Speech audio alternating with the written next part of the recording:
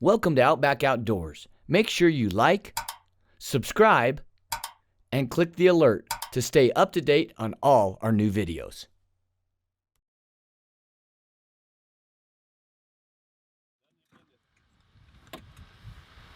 Oatmeal. I think I'm gonna wear this jacket Champion. like this all day. Breakfast. I really think, CJ, you and I have learned a lot about thinking smarter, working smarter, not harder. Right. Delegating. Right, yeah. Those are all key components in any successful endeavor. I think sometimes you find a unique individual that just has a gift, and they may be terrible at everything else in life, but they have this just amazing gift. Yeah, or knack. And you're not doing them any favors if you make them shelter that gift. Right. So, as a good manager, you want to build your people up, move them forward, all these kind of things. So that's really why we, purposely set back and let Tanner, a.k.a. Snoops, kind of basically find the deer for us. Tanner, how do you feel about that?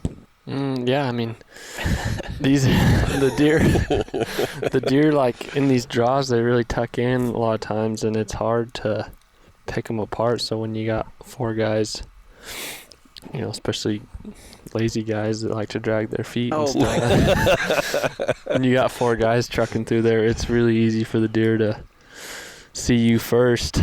Trev and I give it at least a good 15, even 30 minutes of glassing sometimes before we give up and turn you loose. I mean, the track record is outstanding. It is. If we think there's a deer in 4 or 5 draw area right there, he has not failed to come back and say, yep, he's here, this is it, or you got no chance. I think what's important is that you and I give him that small bit of direction. Yes. And then that's key. Yeah. That's key. Yeah, I'm a follower. Let's be honest.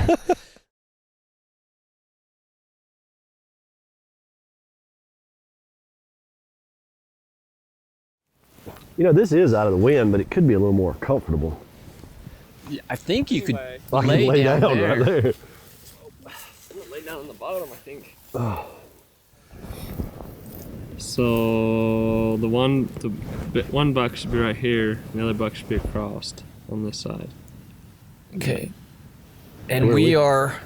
So we're right there. Okay. So we need to come around here. Probably take that 2-track, and then drop down one of these cuts, and then pop around the corner is what I'm thinking. It's not a bow, it's a sail. It definitely was so windy you could walk right up to him, but you might have a problem stopping depending on where the wind's blowing. Yeah. And with that many deer in that draw, we knew we had to be careful of the other deer. And we were seeing black cows just around like the next draw over or right at the base or the foot of that draw too. So we decided to test out the I'm going to call it the facing black moo cow now since we don't have a real name for it yet.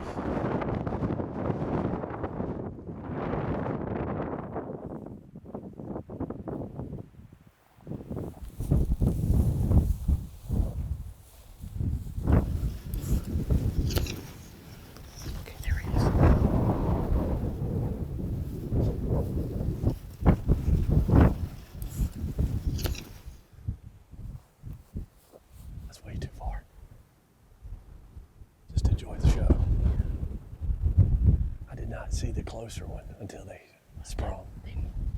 Yeah, I was locked on the other one that was standing. Boy, with the compound, that would have been money, wouldn't it? And thankfully, you're blocking a little bit of wind. I'm about to head into town. If you tell anybody I had my head on your shoulder, I'm gonna lie. Yeah, the moo cow don't bother him, huh?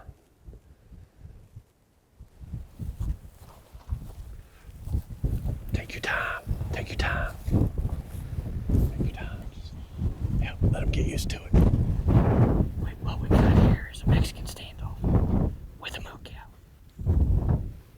How far is that bigger buck from us? Roughly. 35.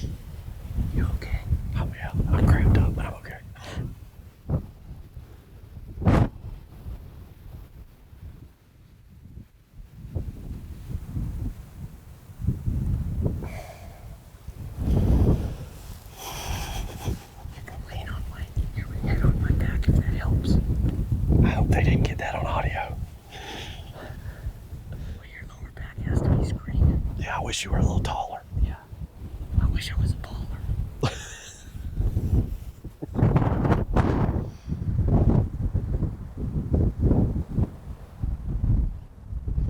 I like his kickstand.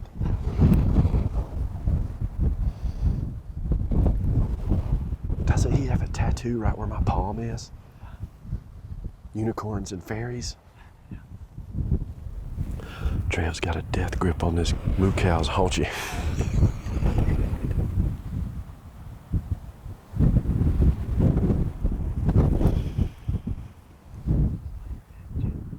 I was blown away by the fact that we were there standing within easy compound range. Yeah. And For a long enough 20 time minutes. for you to range everything Yeah. that you wanted to. Yeah. Something spooked him. Something spooked them.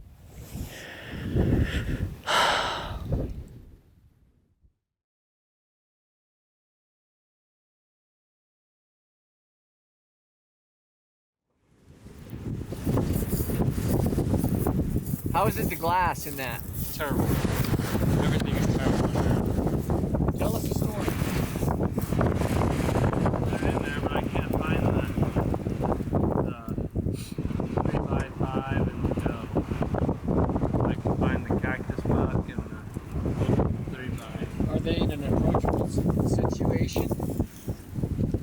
Yeah. That's Decoy or sneak up over and just shoot them? probably just be sneak over and shoot him. I'm so sick of the freaking wind. The plan on this particular stock, again, with the wind as truly magnificent as it was today, I was the flanker. I kind of went across the draw with the decoy ready to create either an attention grabber or a diversion, something if you guys just needed the buck to stand. And we knew there was 2 bucks in there.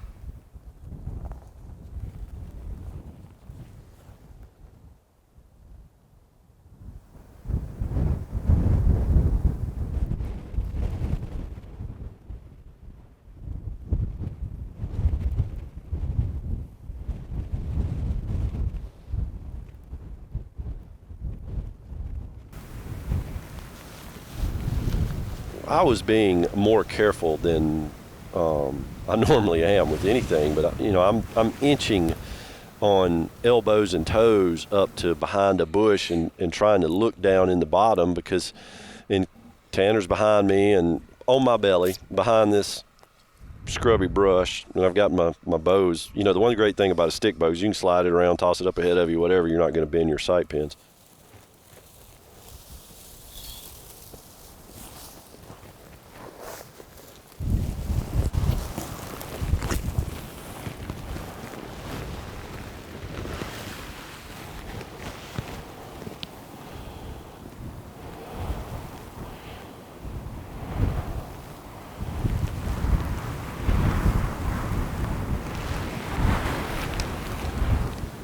And then that buck just stands up, the non-wacky one. And he's not like terribly spooked, but he starts going up and eventually goes out of the draw, and I don't see the other one. I don't know. What do you think he was? 35 yards? Yeah, probably. When he stands up, and then he walks obligingly up the side there and then turns broadside. Yeah. So, Like, please shoot me with your compound. yeah, but I didn't bring that. So.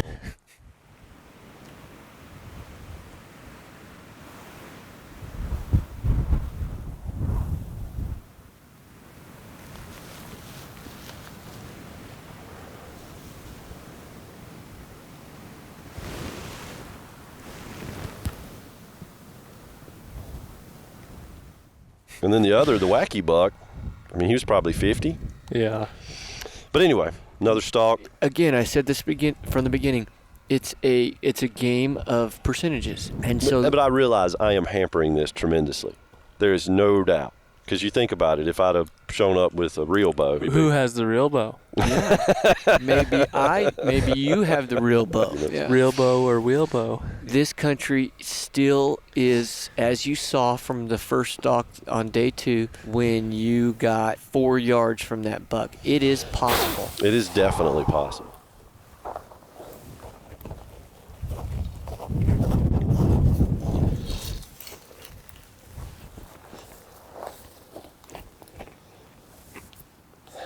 felt like I made a good sneak, but something went south. I don't know, I felt like I had the wind too. Just can't imagine that one buck saw me. I don't know what the deal was.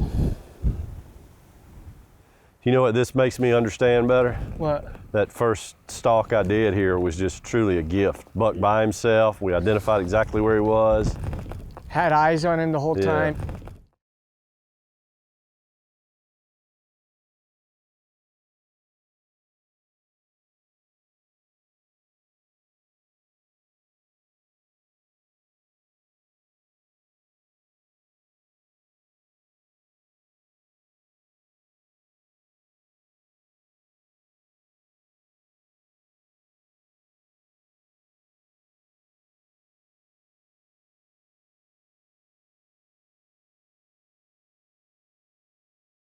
So, so with those bucks blowing out, we're kind of scratching our head.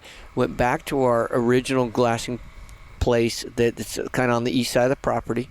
It's funny because I looked at you, and I said, you know, tonight would be possibly be a good night to be sitting on that alfalfa field in those hay bales. And we look over there, and Tanner goes, "Up, they're in the field."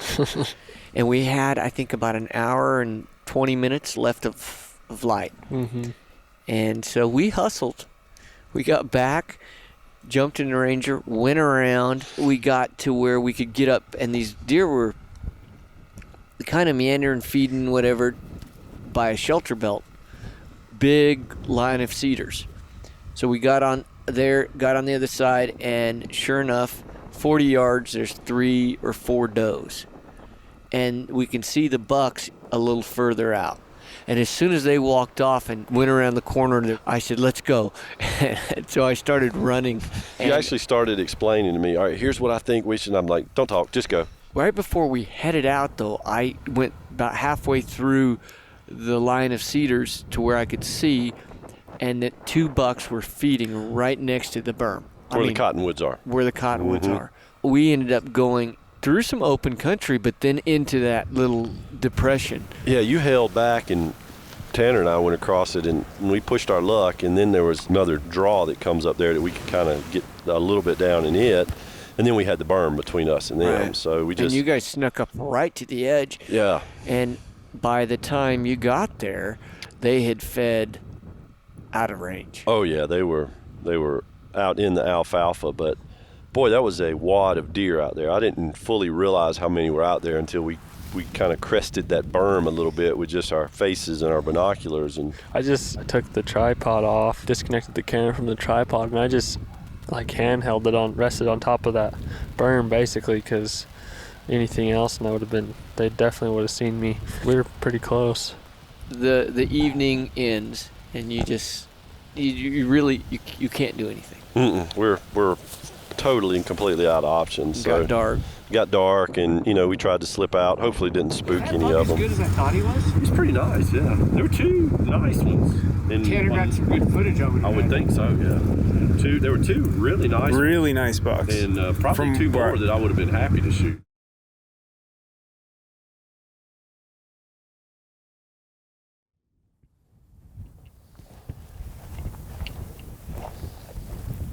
Did you forget where the deer is? You want me to ask Tanner?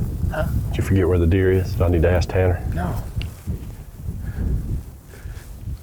I think the deer's on the other side of that ridge. Not the little one, but the big one. Yeah. Yeah. What should I be doing here? Where should I go? Like, do you want me to hang back over here in case you want me to go around and pop a decoy up, or what do you want me to do? You know, I might. I think if you can go in the bottom, up against this side, stay on this side of the truck. Okay. I think that's a solid plan. I said just get to where you can see that cedar that we're gonna go to. You should be fine. That buck's gonna be, bedded on the other side. Copy that.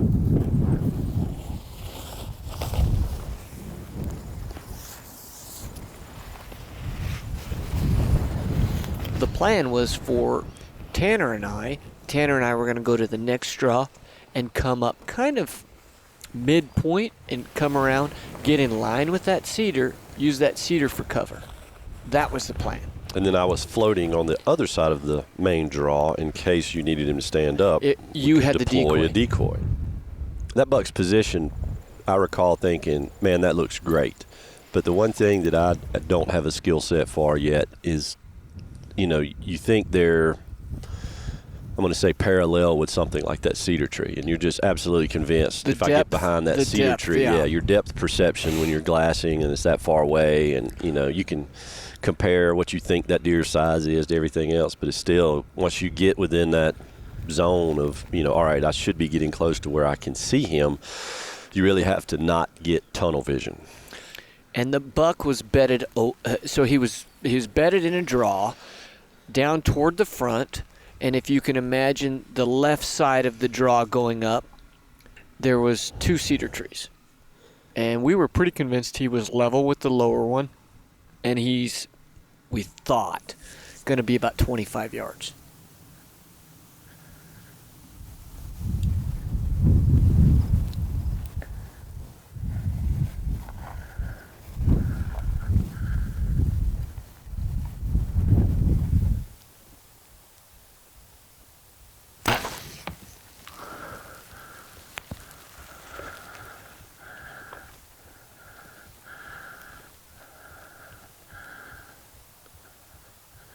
Yep. I'm gonna run into that other side, see if I can keep eyes on it.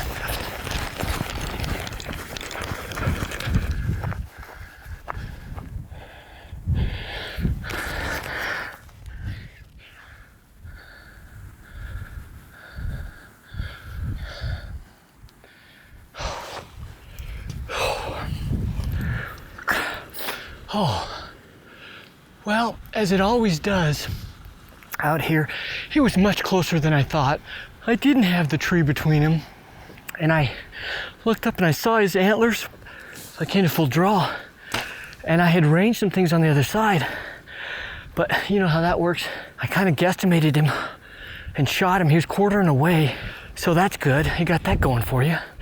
But he's hurting, and he's hurting and he's bedded, so we'll see what we're gonna do here.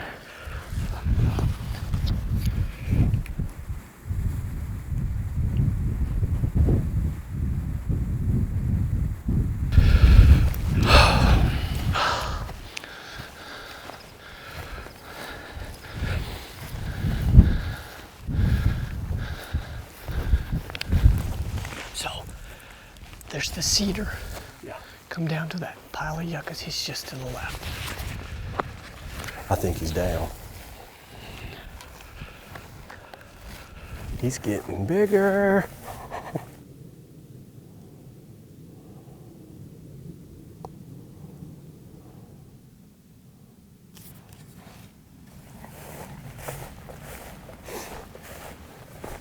Thanks, He's buddy. awesome. Oh. Whoa, he's a big body. I mean, I don't care where you're at. Wow. That's a great mule deer, Wow. isn't it? It's a beautiful. great mule deer. I knew it was quartering away hard. I'd say that worked out awesome.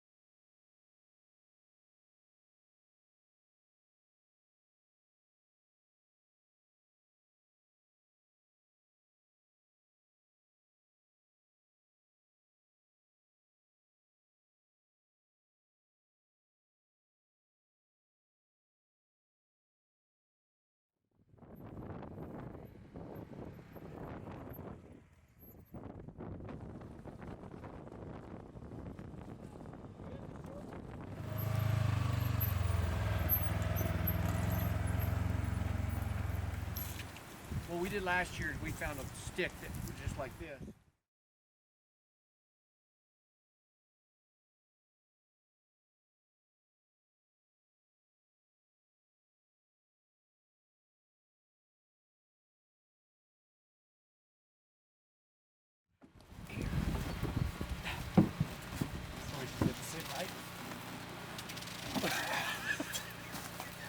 Hey. 1,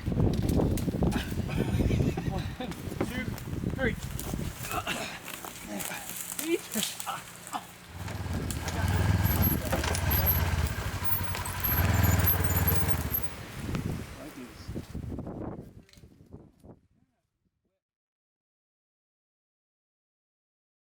Thanks for watching Outback Outdoors. We encourage you to comment below, and as always, like, subscribe, and click the alert to stay up to date on all our new videos.